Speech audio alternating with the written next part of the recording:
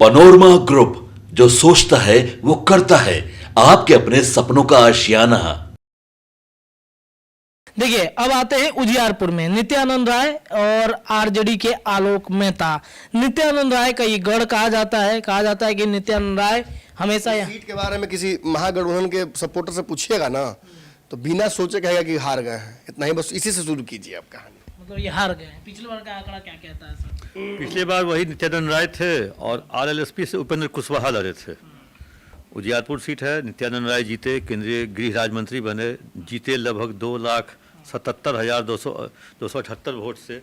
इस बार भी नित्यानंद राय हैं। इधर से उपेंद्र कुशवाहा के जगह पे आलोक मेहता दूसरे कुशवाहा नेता हैं। आलोक मेहता का भी फैमिलियर बैकग्राउंड रहा है। 17 महीने की सरकार में वो सहकारिता मंत्री थे और कई बार लड़े हैं वहाँ से, उजियारपुर से, लेकिन जीत मतलब वो नित्यानंद राय से हारते रहे हैं। तो अब देखना यह है जो इस बार जो नित्यानंद राय भर से आलोक मेहता है वो कितना गुल खिलाता है, क्योंकि यहाँ भी नित्यानंद राय को अमित शाह जो मांगो वत्स क्या मांगते हो, जो हमने चर्चा किया था परसों, हाँ, तो उन्होंने एक तरह से मंत्री का उनको एक तरह से कहें जो तथा वस्तु कह के आ गए हैं, जो आप उनको जिताइए, इनको हम केंद्र में बड़ा पद देंगे। तो एक यहीं से स्टार्ट किए थे अमित शाह जी। क्या लगता है वो जातीय समीकरण? देखिए, फैक्टर की बात करें तो जब 2008 के बाद परिसीमन के बाद 2009 से चुनाव शुरू हुआ तो उसके बाद से लगातार ये सीट जो है वो कब्जा में आती रही है एनडीए के। जिनकी बात कर रहे हैं नित्यानंद राय की, जो केंद्रीय मंत्री भी हैं और आगे उनको बड़ी जिम्मेवारी देने की बात जो ऐसा कि बताया इन्होंने हो रही है। लेकिन यहाँ कई ऐसे गांव हैं जो 70% तक यादवों के भरे हुए हैं। यानी आप समझ सकते हैं कि यादव किसके साथ हैं, तो निश्चित रूप से लालू प्रसाद के साथ यादव हैं। लेकिन यहाँ एक नई प्रक्रिया शुरू हुई है कृष्णौत और मजरौट, जिसको ले करके कहीं ना कहीं इस पर बाजी मारते हुए लगातार दिखाई दे रहे हैं नित्यानंद राय। और अगर आप आलोक मेहता की बात करें तो आलोक मेहता लड़ाई में कमज़ोर नहीं हैं, क्योंकि यहाँ भी वो फैक्टर MY+M, यानी कि मल्लाहों की भी यहाँ अच्छी खासी संख्या है। कुशवाहा समाज के हैं तो MYM पर किया गया कुशवाहा, यानी कि यहाँ समीकरण मजबूत हो रहा था।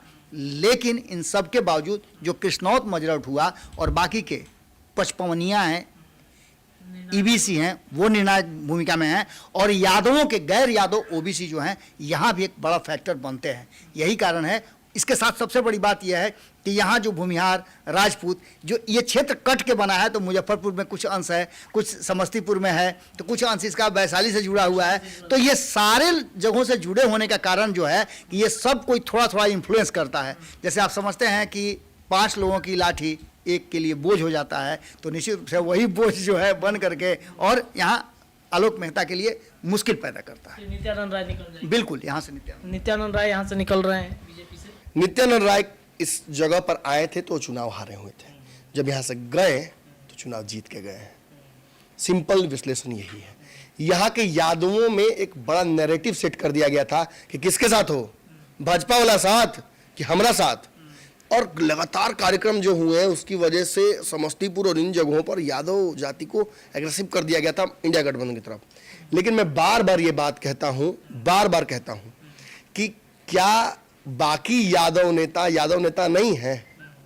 यहाँ पर यादवों को मोटिवेशन बड़ा मिलता है। वहाँ के जो सांसद हैं वो केंद्र के गृह मंत्री राज्य के हैं। ये क्या मोटिवेशन नहीं है यादवों के लिए? सीएम ही बनाएंगे तो यादव कहलाएंगे, यादव मजबूत होंगे क्या? अगर देश का गृह राज्य मंत्री अगर हो जाए यादव तो वो गलत होगा। आके अमित शाह ने कह दिया देंगे अवार्ड आपको, फिर रिवार्ड करेंगे, भेजिए इनको जिता के। और यहाँ पर पटना में रोड शो जो हुआ मोदी जी का, उसने खेल पलट दिया उजियारपुर का। उजियारपुर सीट हारी हुई, जीत लिया गया। ये सीट भी बीजेपी के खाते में, उजियारपुर की सीट आ गई है। जो सोचता है वो करता है। अगर ये वीडियो पसंद आई और वह बिहार के राजनीति और बिहारियत से सरोकार रखेनी तो सब्सक्राइब बटन दबा के चैनल के सब्सक्राइब कर ली। ओजे एगो घंटी बा, ओकरा बटन दबा देला से कुल सटीक और मारक खबर रुआ मुफ्त में मिल जाई। अगर रुआ पत्रकारिता के हमनी के नया प्रयोग में सहयोग कर चाहतानी तो ज्वाइन बटन दबा दी। पेटीएम नंबर नोट कर ली 9386816700। धन्यवाद।